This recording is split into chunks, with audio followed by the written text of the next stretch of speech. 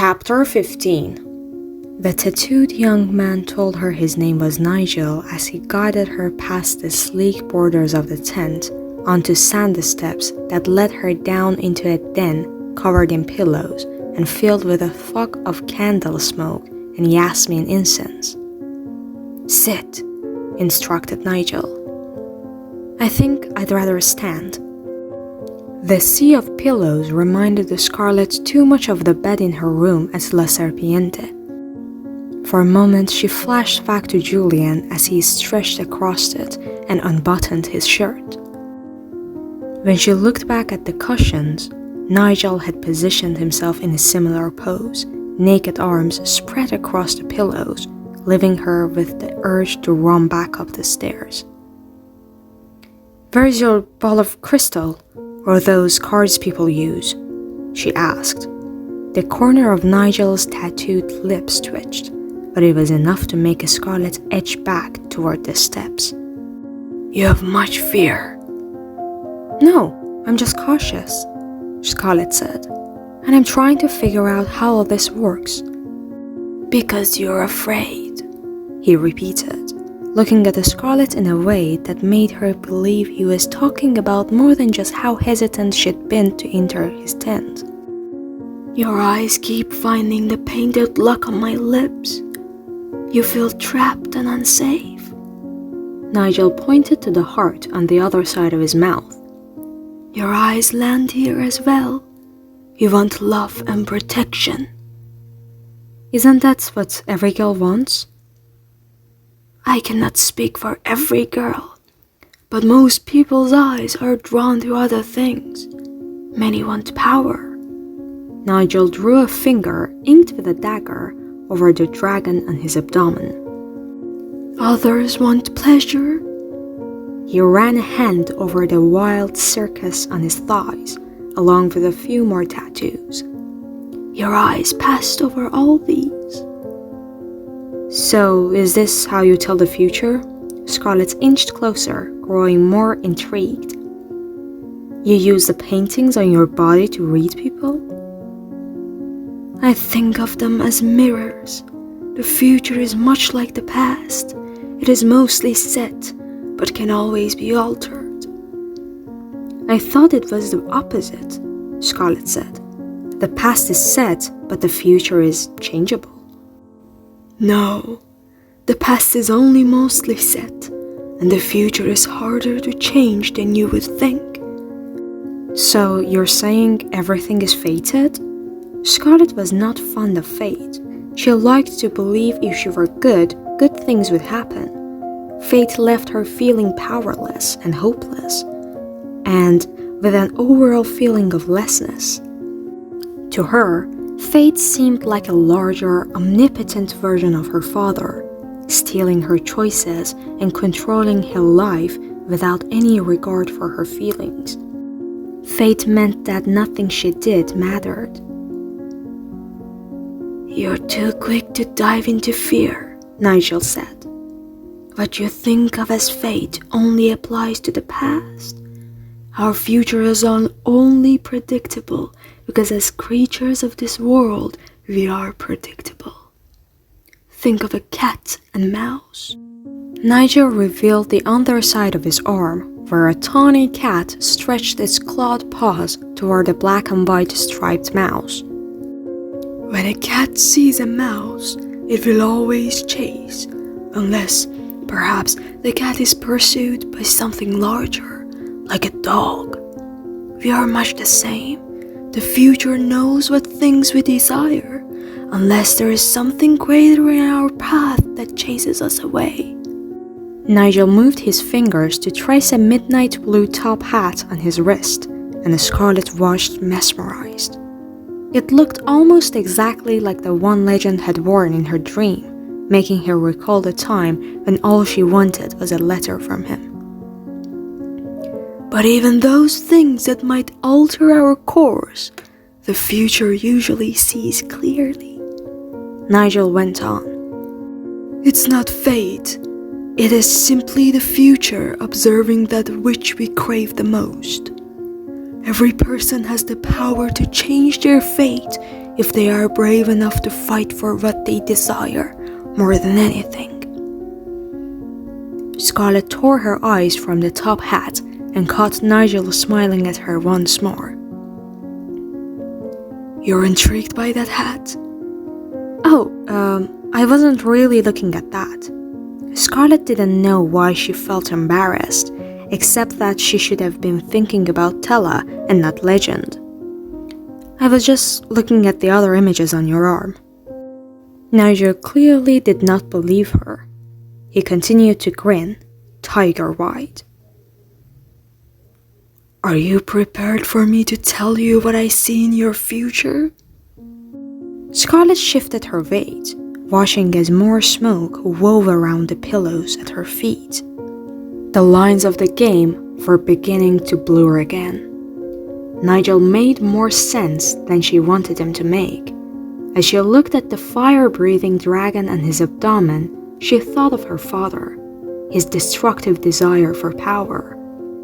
The wild circus on Nigel's thighs reminded Scarlett of Tella, her need for pleasure to help her forget the wounds she liked to ignore. And he'd been absolutely right about the lock and the heart on his lips. What will it cost me? Just a few answers. Nigel waved a hand, flicking wisps of purple smoke in her direction. I will ask you questions, and for every one you respond to truthfully, I will give you an answer in return. The way he said it made it sound so simple. Just a few answers, not her firstborn child, not a piece of her soul. So simple, too simple. But the Scarlett knew nothing was that simple, especially not in a den such as this, a place designed to trap and seduce. I'll start with something easy, Nigel said. Tell me about your companion, the handsome young man you traveled here with. I'm curious, how do you feel about him? Scarlett's eyes immediately returned to Nigel's lips, to the barbed wire around them. Not the heart, not the heart. Her feelings for Julian were not like that. Julian is selfish, dishonest, and opportunistic. Yet you've agreed to play the game with him. Those must not be your only feelings. Nigel paused. He'd seen her look at the heart. Why it mattered, Scarlett wasn't sure, but she could tell it did. She heard it in the way he asked. Do you find him attractive? Scarlett wanted to deny it. Julian was the barbed wire, not the heart. But while she didn't always like Julian as a person, she couldn't honestly deny he was extremely appealing physically. His rugged face, his wild dark hair, his warm brown skin. And even though she would never tell him, she loved the way he moved, with total confidence, as though nothing in the world could harm him. It made her less fearful when she was around him, as if boldness and bravery did not always end in defeat. But she didn't want to tell Nigel this either.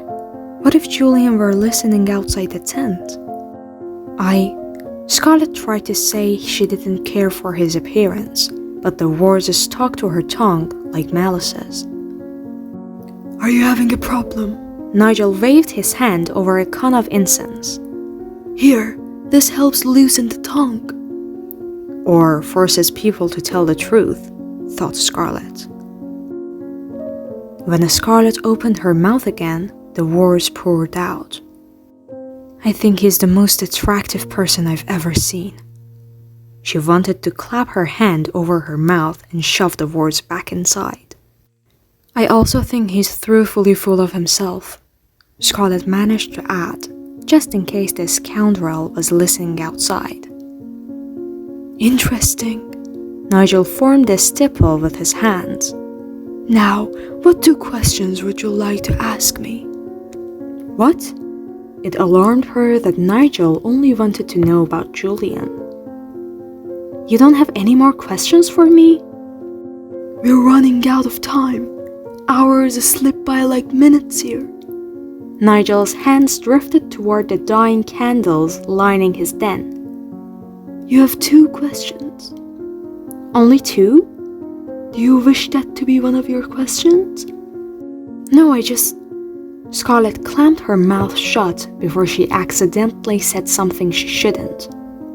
If it were truly a game, it didn't matter what she asked.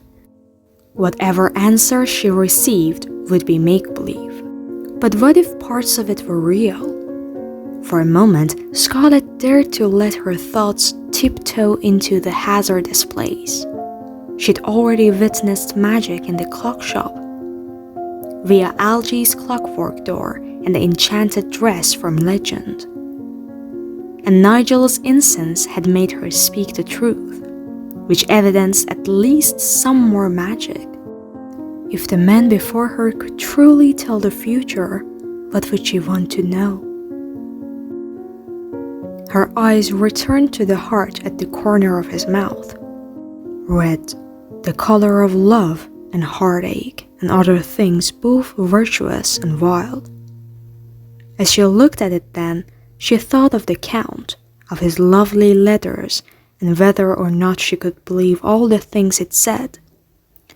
The person I'm going to marry, can you tell me what sort of man he is? Is he a good, honest person? Scarlett immediately regretted not asking about her sister first. She should have been thinking only of Tella. That's why she'd gone into the tent in the first place. But it was too late to snatch the question back. No one is truly honest, Nigel answered. Even if we don't lie to others, we often lie to ourselves. And the word good means different things to different people. Nigel leaned forward, close enough for Scarlett to feel as if all the scenes on his body were watching her as well. He stared so intently, she wondered if there were images painted on her face that only he could see. I am sorry, but the man you will marry is not what you would call good. At one time, perhaps, but he has turned from that path. And it is not yet clear if he will turn back. What do you mean? How can it not be clear? I thought you said the future was mostly fixed, that we are like cats, always chasing after the same mouse. Yes, but every so often there are 2 mice. It is not yet clear which one he will continue to chase. You would be wise to be careful. Again, Nigel looked at the Scarlett as if she were covered in pictures only he could see. Pictures that pulled his face into a frown, as if she too had a heart near her mouth, but it was shattered into pieces. She tried to tell herself it was all in her head. He was attempting to trick her, to frighten her as part of the game, but her marriage to the Count was in no way connected to the game. There was nothing she could gain by Nigel's cryptic warning. Nigel rose from his cushions and started toward the back of the tent. Wait, Scarlett said. I never asked my second question.